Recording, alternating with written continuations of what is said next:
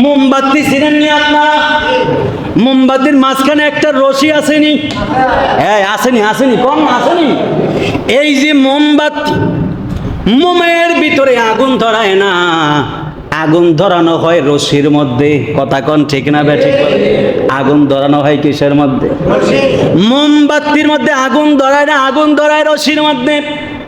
যদি মোমবাতিরে প্রশ্ন করেন, রে মোমবাতি, আমি তো মোমের তোর ভিতরে আগুন ধরাই নাই, ধরাইছিলাম রশির ভিতরে। রশি জ্বলবে, তুই মোম কেন গলস? মোম ডাক দিয়া কয়, রে জগতের মানুষ, আমি মোমের গায়ে আগুন ধরাইলে কোনো সমস্যা ছিল না, তুই আগুন ধরাইয়া দিছ আমার মাঝখানে থাকা রশির ভিতরে। এই যে রশির ভিতরে তুই আগুন ধরাইয়া দিলি, এই রশিটা আমি আমার ডান সাইডেও রাখি নাই, এই রশিটারে আমি আমার বাম সাইডের মধ্যে রাখি নাই, এই রশিটারে আমি আমার সামনে রাখি নাই, এই রশিটারে আমি আমার পিছনের মধ্যে রাখি নাই, এই রশিটার জায়গা দিয়েছি আমার কলিজার ভিতরে, আমার মাঝখানে, একবারে আমার দেহের মাঝখানে জায়গা দিয়েছি। এই জন্য তুই যখন এই রশির মধ্যে আগুন ধরাইয়া দিলি, আমার কলিজার মধ্যে আগুন লেগে গেছে, আর আমার কলিজাতে আগুন লাগার কারণে আমার কলিজা পড়লো, রশি পড়লো, রশি পড়লে আমি মোমবাতিকে না গইলা পারি। আরে আল্লাহু আকবার বলেন না। এই জন্য আল্লাহ ডাক দিয়া কয়, নবী আউলা বিল মুমিনিনা মিন আনফুসিহিম, আমার নবী হলো ঈমানদারের জানের চাইতে আরো নিকটে।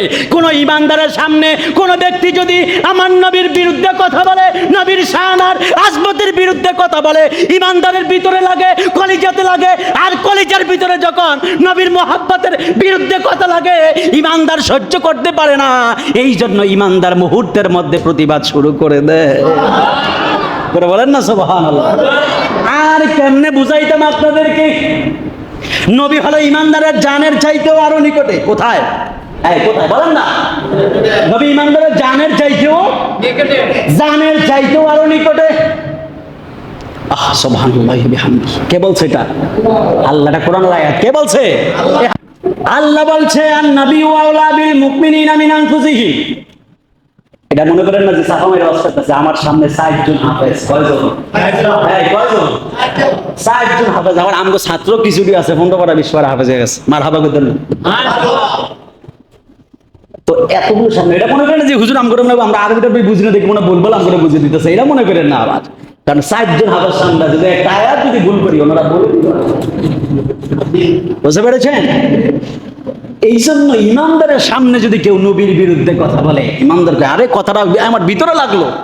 ভিতর বলতে কি আমার নবীর বিরুদ্ধে কথা কইছেন, নবী তো আমার জানের চাইতে আরো নিকট। সুবহানাল্লাহ। তো কেউ যদি নবীর বিরুদ্ধে কথা বললো, আমি কিভাবে স্থির থাকি? মোমবাতির মধ্যে, ফিতার মধ্যে আগুন লাগালে মোমবাতি জ্বলে যায়। নবীর আশিক যারা, পাগল যারা, এদের সামনে যদি নবীর বিরুদ্ধে কেউ কথা বলে, এরা মুহূর্তের মধ্যে রেগে গড়বড় হয়ে প্রতিবাদ শুরু করে দেয়। কথা বলেন ঠিক কিনা বলেন? আর যদি আপনি যদি নবীর বিরুদ্ধে কথা শোনার পরেও যদি প্রতিবাদ করার মতো সাহস যদি আপনার ভিতরে না থাকে, আপনার মতো বেয়াদব, অকৃতজ্ঞ আর কেউ হতে পারে না। হাসরের ময়দানে নবীর শাফাআত আপনার জন্য নয়। রাসূল বলবে, দুনিয়াতে তোর সামনে আমার বিরুদ্ধে কথা বললো, প্রতিবাদ করলি না, প্রতিবাদ করলি না কেন?